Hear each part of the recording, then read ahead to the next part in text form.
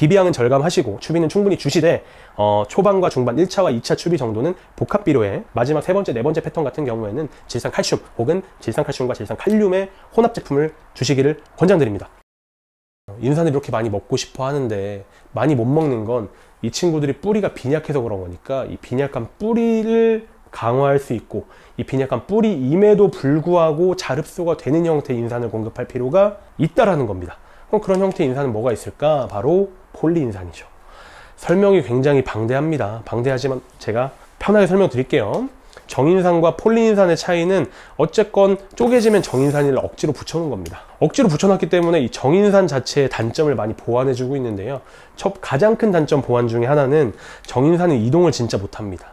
위에 정인산, 표토에만 있고 심토 쪽으로 갈수록 함량이 줄어들고 있죠. 밑에 폴리인산, 표토와 심토에 균일하게 분포하고 있다. 이동성이 굉장히 좋다라는 겁니다.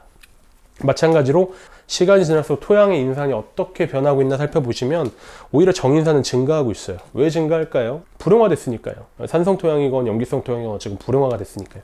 하지만 폴리인산은 꾸준하게 줄고 있는 거 보이시죠? 시간이 경과할수록 줄고 있습니다. 주는 이유는 뭐 어디로 갔겠어요? 마늘 양파 속으로 들어갔겠죠. 그만큼 불응화가 되지 않는다라는 겁니다. 인의 중요한 역할에 대해 살펴봤으니까 이제 황의 중요한 역할에 대해 살펴보면 어쨌건 바로 저는 제일 중요한 게 이 향이랑 색이라고 생각을 합니다. 마찬가지로 크기도 증가하고요. 실제로 황 적게 줬을 때, 황 많이 줬을 때 구의 무게, 구중을 비교해보면 구중이 굉장히 크게 증가하는 걸 볼 수 있고요. 이건 저희가 직접 실험한 거예요. 황을 충분하게 준 마늘과 황이 부족하게 들어간 마늘, 엄밀하게 말하면 저희 제품을 쓴 쪽이랑 저희 제품을 안 쓴 쪽이겠죠. 황의 차이에 의해서 이런 식으로 향미와 색깔 발현이 굉장히 많이 차이가 나더라. 이렇게 된 이유는 알리신 때문인 거고요. 실제로 NK만 줬을 때, 그리고 복합비료 안에 칼슘과 황이 들어가 있는 형태의 저희 제품을 말하는 겁니다. 그걸 줬을 때 이렇게 초세 차이도 굉장히 많이 났고요. 이 초세 차이는 당연히 수확량의 차이로 이어지겠죠. 그리고 그림에서 잘 보이실지 모르겠지만 여기 이제 밀도 차이도 굉장히 많이 나고요. 저쪽에 이제 팁번이 온 데에 있는데 여기 팁번이 많이 안 오고 그러네요. 그렇기 때문에 제가 생각하는 올바른 패턴을 다시 한번 정리해서 말씀을 드리도록 하겠습니다. 양파 마늘은 출현 전후까지 키울 때 에너지가 그렇게 많이, 양분이 그렇게까지 많이 빨아먹지 못하고 저장된 양분으로 스스로 크기 때문에 기비양은 절감하시는 게 맞고요.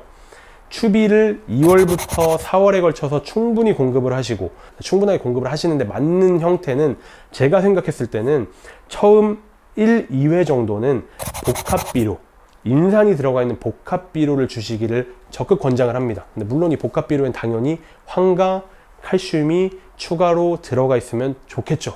그 다음 마지막 한 번, 두 번 정도는 조금 더 빠르게 흡수가 될 필요가 있겠죠. 왜냐하면 도복 직전이니까. 도복되기 전까지 빠르게 작물 체내로 흡수가 되어 있어야 되잖아요. 그렇기 때문에 흡수율이 좋고 빠르게 용해가 되는 NK 칼슘 형태 또는 질소와 칼슘 형태, 더 구체적으로 말씀드리면 질산칼슘이나 질산칼슘과 질산칼륨이 혼합된 제품을 쓰시기를 적극 권장드립니다. 마지막으로 연면시비 얘기를 조금 해볼 건데요.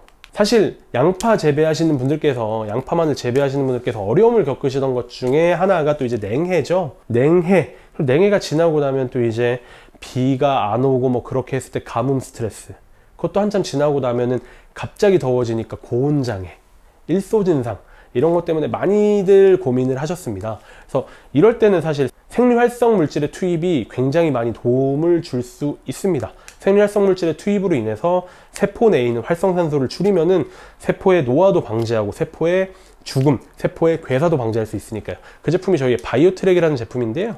실제로 바이오트랙을 처리된 곳과 안 된 곳을 비교했을 때 똑같이 서리빨 피해를 받았을 때 이렇게 냉해 저항성이 좋아졌다라는 거 살펴보실 수 있고요. 작물 세포 내부, 내외부에 이렇게 활성산소가 축적이 되면은 세포 자체가 괴사하면서 그 부분부터 병이 온다라고 하거나 그 부분부터 무너지는 증상이 일어나게 되는 건데요. 세포 괴사라고 하죠. 그런 증상을 완화해 줄 수 있다는 거죠. 생리활성물질, 바이오트랙에 들어있는 생리활성물질 자체가 이렇게 활성산소를 제거해 주는 역할을 하니까요. 바이오트랙에 생리활성물질이 처리된 처리구와 대조구를 비교해 보도록 하겠습니다. 점점 온도가 떨어지고 냉해 피해가 입으니까 아무것도 안 뿌린 데는 다 지금 죽어가고 있어요. 활성산소 축적으로 세포가 괴사되고 있는데요. 바이오트랙에 생리활성물질이 처리된 쪽은 냉해 저항성이 커졌기 때문에 생존율이 굉장히 증가했다는 사진을 보실 수 있습니다.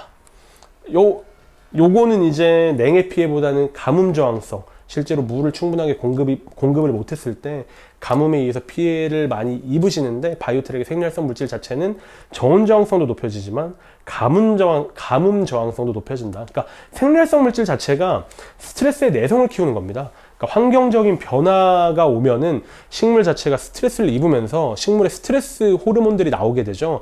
에틸렌이라든가 ABA들이 나오게 되는데, 그것들이 세포 괴사까지 이어지게 되는 게 문제가 되는 거고요.